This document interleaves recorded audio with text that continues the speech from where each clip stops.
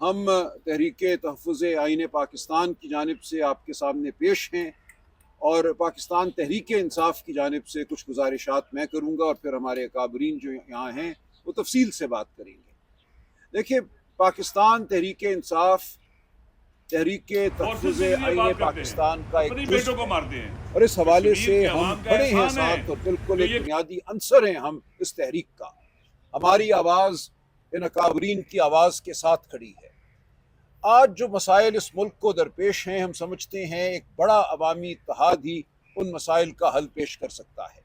یہ طول و عرض میں پاکستان کے پھیلے ہوئے ہیں، یہ مسائل کشمیر کے بھی ہیں، آزاد کشمیر کے بھی ہیں، سندھ کے ہیں، گلگت بلتستان کے ہیں، خیبر پختونخوا کے ہیں، بلوچستان کے ہیں، اور پنجاب کے ہیں۔ تو سب سے پہلا نقطہ جو آپ کے سامنے، یا مسئلہ جو آپ کے سامنے آج پیش کرنا ہے، اور جس حوالے سے ہمیں کچھ فیصلے کرنے ہیں، وہ فلسطین کا معاملہ ہے۔ دیکھیے، فلسطین ہم سے کوئی بہت دور معاملہ نہیں ہے، یہ ایسی چیز نہیں ہے جس کے حوالے سے ہم لا تعلق رہ سکتے ہیں۔ یہ ہمارے ضمیر پر ایک بوجھ ہے، ہمارے ضمیر سے ایک سوال ہے۔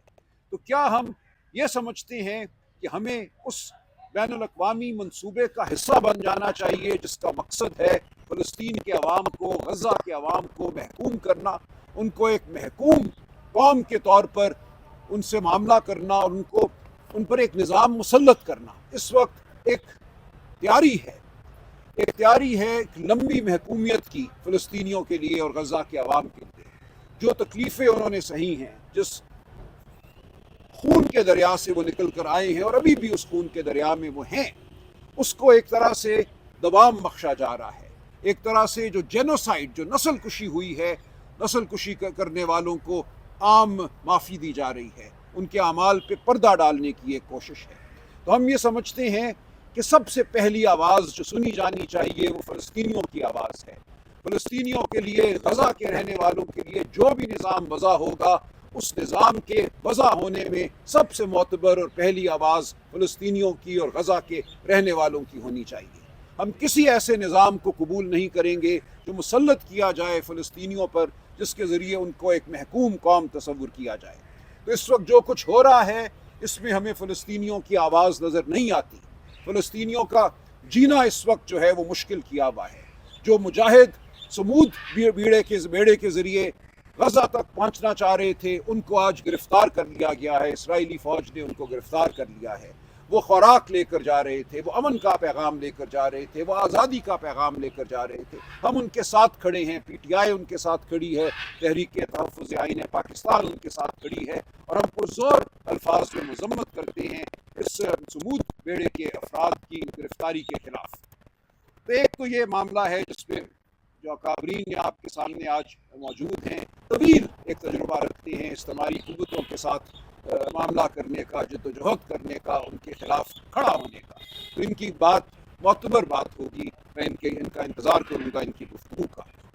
اسی طرح آج جو کشمیر میں ہو رہا ہے، یہ ہماری شارک سے بھی قریب ایک معاملہ ہے۔ یہ پاکستانی عوام، کشمیر کے عوام کا ایک فطری رد عمل ہے جبر کے خلاف، فسطائیت کے خلاف۔ اگر کوئی یہ سمجھتا ہے کہ اس پورے ملک کی عوام جو ہے وہ بھیڑ بکریاں ہیں، وہ سر جھکا کر زندگی گزاریں گی، تو آج کشمیر کے غیور عوام اس نظریے کی نفی کرتے ہیں، اس کو رد کرتے نظر آتے ہیں۔ یہ ایک ان کا فطری رد عمل ہے۔ اس کو سازش کہنا، اس پر گولیاں برسانا، لوگوں کو شہید کرنا بے وقوفی ہے۔ تاریخ معاف نہیں کرے گی جو آج کشمیری عوام کی آواز کو دبانے کی کوشش کرے گا، اس آواز کو نہیں سنے گا۔ اور یہ آواز صرف کشمیری عوام کی آواز نہیں ہے، یہ پاکستان کے ہر خطے کے لوگوں کی آواز ہے۔ یہ لہو لہان بلوچستان کی آواز ہے جہاں ہزاروں لوگ گمشدہ ہیں۔ یہ خیبر پختونخوا کی آواز ہے جہاں ملٹری آپریشنز کے ذریعے بیسیوں لوگوں کو یک لخت شہید کر دیا جاتا ہے، وادی ترا ہو یا کوئی اور جگہ ہو۔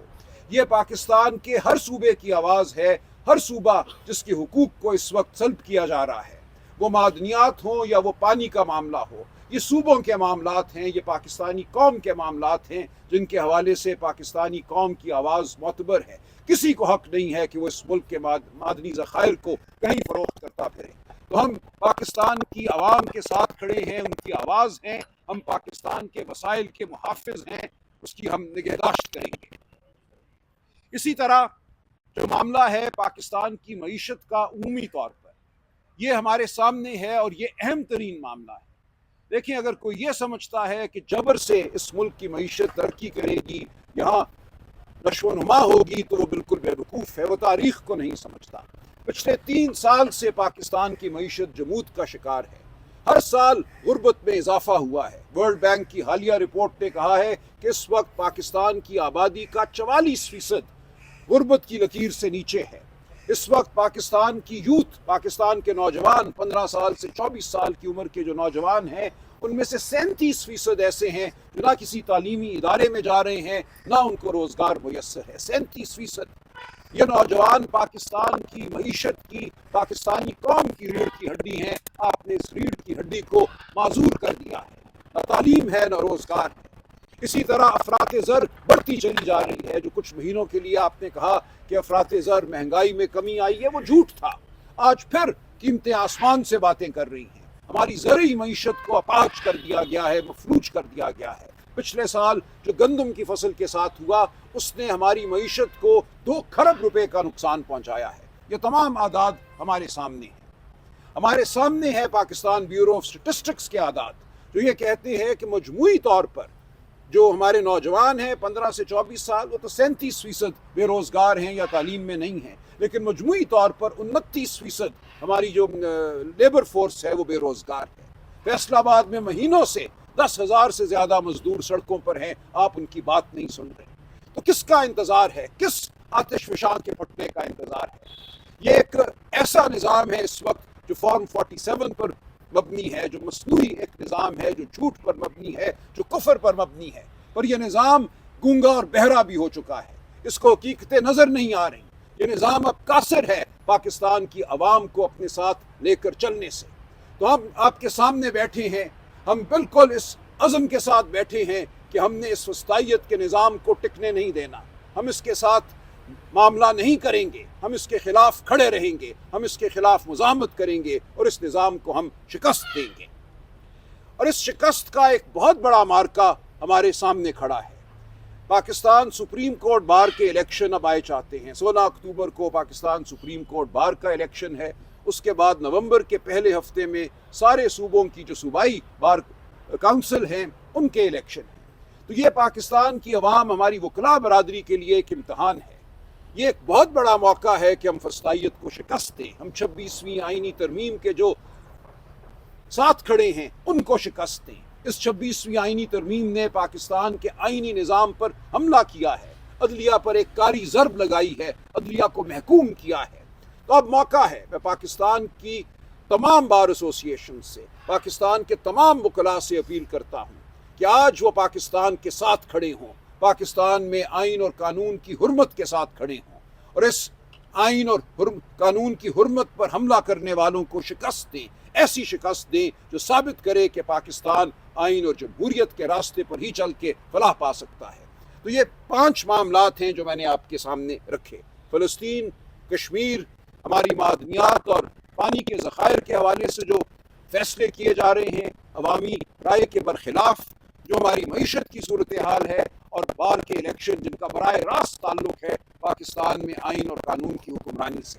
تو اس حوالے سے میں گزارش کروں گا تمام اپنے اکابرین سے جو آپ کے سامنے اس وقت بیٹھے ہیں کہ اپنی اپنی وہ رائے کا اظہار کریں اور پاکستانی قوم کی آواز بنیں۔ بہت شکریہ۔